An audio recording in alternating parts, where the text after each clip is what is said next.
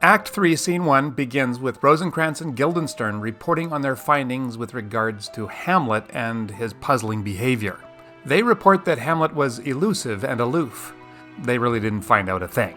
But they did say that his spirits seemed to rise with the coming of the players. Polonius affirms the presence of the players and informs their majesties that Hamlet requests their presence at the upcoming performance. Claudius accepts enthusiastically. Now comes the time to execute Polonius's plan to test his theory that Hamlet is mad because Ophelia dumped him. Polonius is loving his cleverness. He gives Ophelia a book, probably a prayer book. Read on this book, that such a show of exercise may color your loneliness.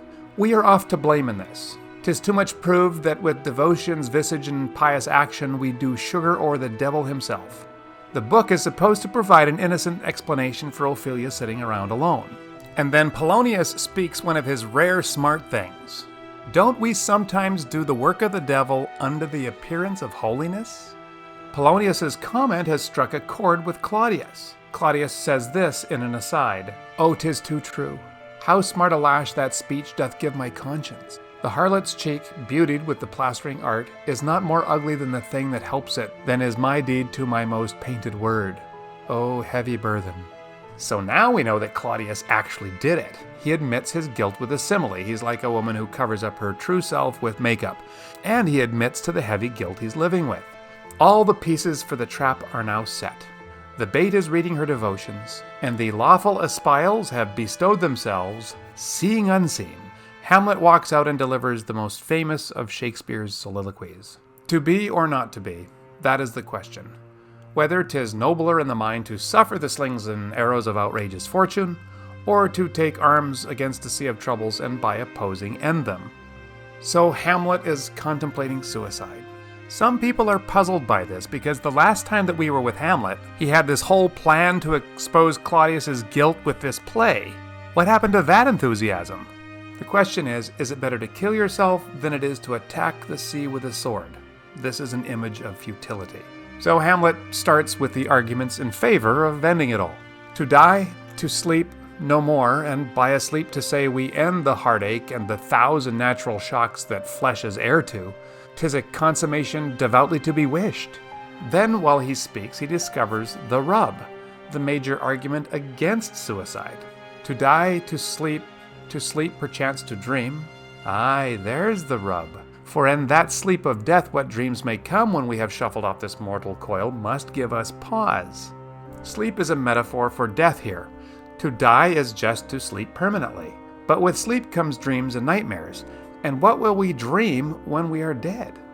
That is the question that makes us hesitate.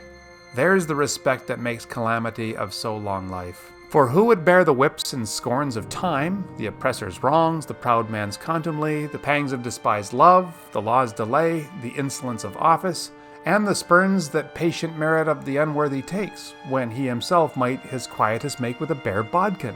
Who would fartles bear to grunt and sweat under a weary life, but that the dread of something after death, the undiscovered country from whose bourne no traveller returns, puzzles the will, and makes us rather bear those ills we have than fly to others that we know not of? We don't know what's after death.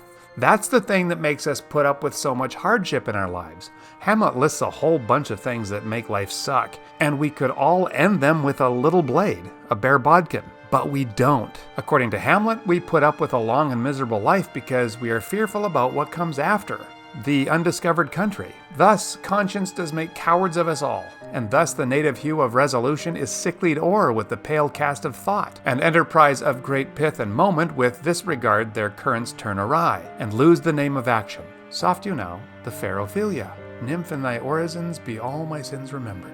Hamlet says that resolution to end it all is made to be pale and sick with too much thinking. Has he just diagnosed his main problem?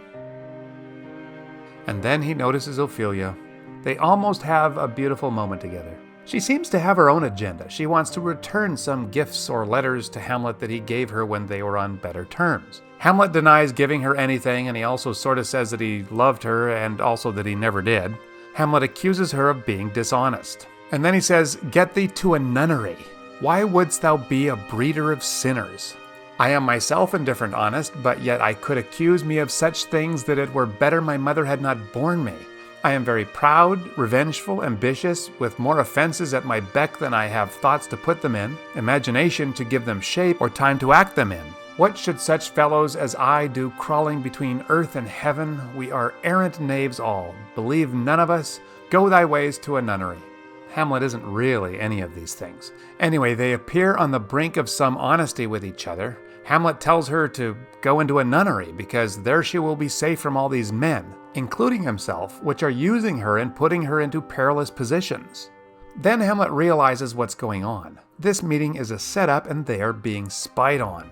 In a theater production of this play, this is usually due to a noise that these spies make. Or perhaps Hamlet notices a movement in the curtain, or he sees their little toes poking out from underneath the curtain.